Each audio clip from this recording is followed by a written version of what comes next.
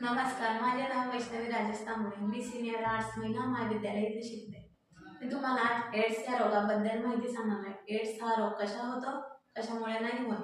AIDS हा रोग याच्यामुळे नाही होत. हात मिळवल्यास एड्स होत नाही, सोबत जेवण केल्यास एड्स होत नाही, एका रूममध्ये राहिल्यास एड्स होत नाही, मिठी मारल्यास एड्स होत नाही. एड्स हा याच्यामुळे होतो. आईपासून त्याच्या होणाऱ्या बाळाला एड्स होऊ शकतो. एड्स व्यक्तीच्या ब्लडच्या संपर्कात आल्यास एड्स होऊ शकतो. शारीरिक संबंध आल्यास एड्स होऊ शकतो. त्या व्यक्तीची वापरलेली सिरीज यामुळे व्यक्तीला एड्स होऊ शकतो. त्या व्यक्तीच्या ब्लड दुसऱ्या व्यक्तीला दिले तर एड्स होऊ शकतो.